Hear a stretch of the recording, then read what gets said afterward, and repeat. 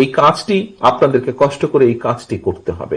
শুধু এই 4 দেওয়ালের ভিতরে আজকে 31 দফা রেখে দিলে চলবে না। আপনাদেরকে নিজের আমরা কেন্দ্র থেকে করেছি, আপনাদেরকে এখানে আজকে কিছু একটি বক্সের মধ্যে কিছু লিফলেট দেওয়া হয়েছে, বইগুলো দেওয়া হয়েছে।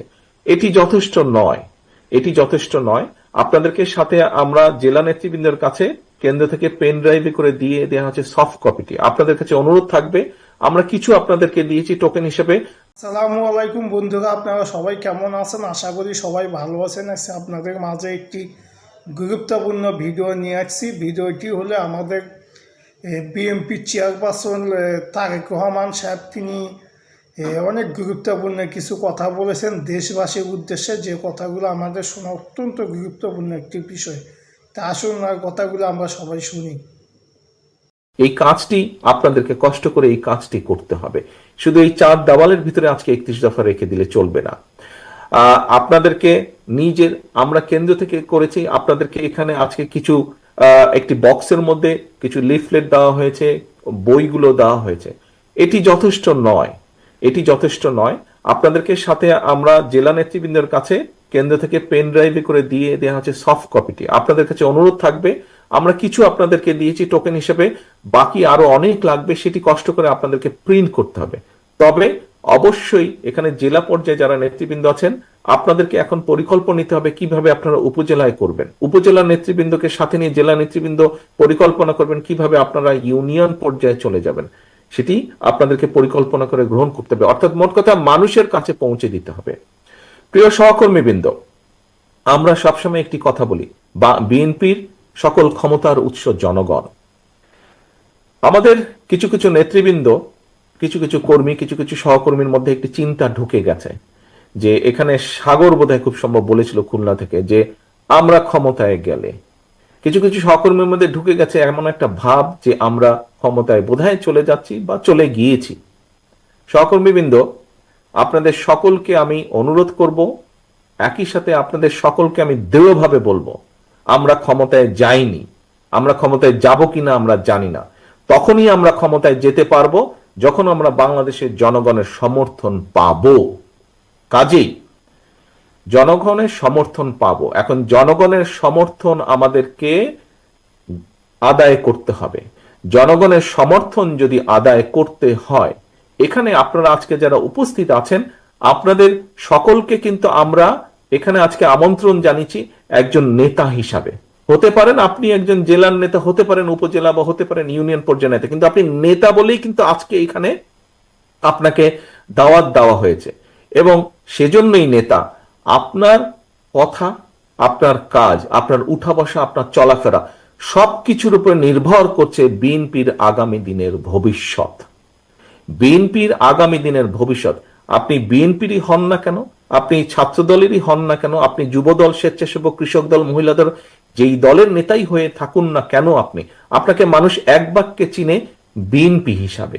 কাজেই আমাদের আগামী দিনের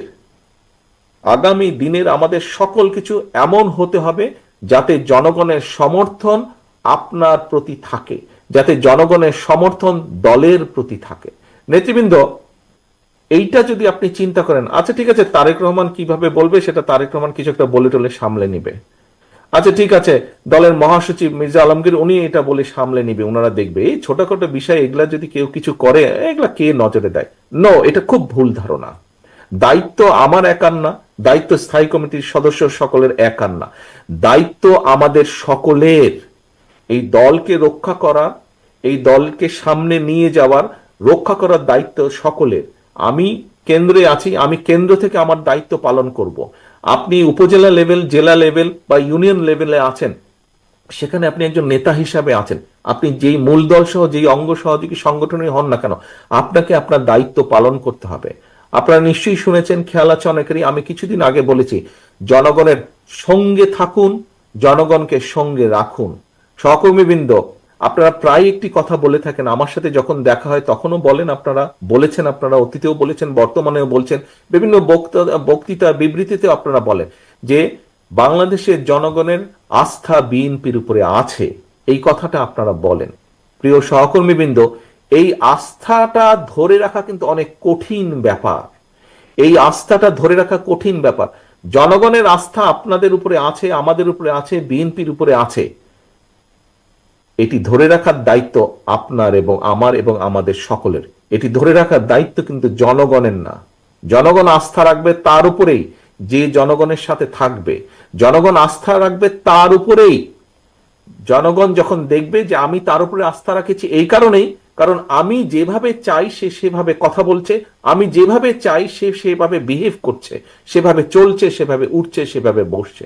প্রিয় সহকর্মীবৃন্দ, এই কথাগুলো আমি এই কারণে বলছি, আপনারা হয়তো মনে মনে কেউ কেউ ভাবছেন যে তারেক রহমান তো এই কথাগুলো দুদিন আগেও বলেছে, একই কথা বারবার বলে কেন? একই কথা এই জন্য বারে বারে বলছি সহকর্মীবৃন্দ, আগামী দিনে যে নির্বাচনটি আসছে, আগেও বলেছি, আজও আপনাদের সামনে আমি তুলে ধরতে চাই পরিষ্কারভাবে। আপনারা পত্রপত্রিকা দেখছেন, খবরাখবর রাখছেন, আপনারা যদি সকল কিছু বিবেচনা করেন, পরিষ্কার দিন যত যাচ্ছে পরিষ্কার হয়ে যাচ্ছে। আমি আজকে থেকে প্রায় 3 মাস আগে আমি এই কথাটি বলেছিলাম, দিন যত যাচ্ছে তত পরিষ্কার হচ্ছে সামনের যে নির্বাচন এটি এত সহজ না। আমি আমার রাজনীতিক, আমার থেকে এখানে অনেক অভিজ্ঞতা সম্পন্ন সহকর্মীবৃন্দ আছেন, অনেক মুরব্বী নেতৃবৃন্দ আছেন।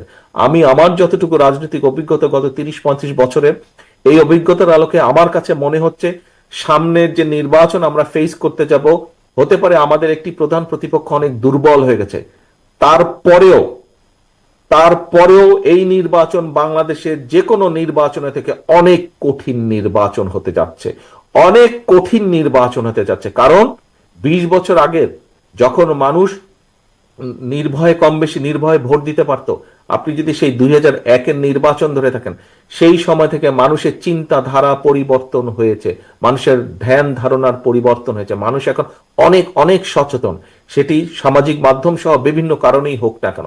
কাজেই সহকর্মীবৃন্দ, কেউ যদি মনে করেন যে আপনার এলাকার কোনো কিছু আপনাকে এফেক্ট করছে না, আরে এটা কেউ জানবে না, এইটি ভুল ধারণা সম্পূর্ণভাবে, মানুষ জেনে যায়। কাজেই আমরা যদি কেউ কোনো বিগত 3-4 মাসে ভুল করেও থাকি, আপনার আশেপাশের নেতাকর্মীরা যদি কেউ ভুল করে থাকে, প্রিয় সহকর্মীবৃন্দ, একজন নেতা হিসাবে আপনার এটি অবশ্যই অবশ্যই দায়িত্ব তাদেরকে সঠিক পথে নিয়ে আসা, তাদেরকে সচেতন করা, তাদেরকে সতর্ক রাখা। আসুন আমরা যে 31 দফা আজকে আপনাদের সামনে উপস্থাপন করেছি, আপনারা নিজেরা বসে সারাদিন আলোচনা করেছেন, এই 31 দফাকে যদি আমাদের সফল করতে হয়, যে কোনো মূল্যে জনগণের সমর্থনকে আমাদের পক্ষে রাখতে হবে। আমরা প্রায় বলে থাকি যে অমুক একটি দল আছে, তারা তো এই কাজ করে যাচ্ছে। ভাই, কমপ্লেন করেন কেন? ওরা যদি এই কাজ করে যাচ্ছে, ভিতরে ভিতরে এই কাজ করে যাচ্ছে, তো আপনি কেন করতে পারছেন না এই কাজ? আপনাকে আপনার দলের পক্ষে পরিকল্পনা নিতে হবে, আপনাকেও কাজ করতে হবে, কমপ্লেন করা চলবে না।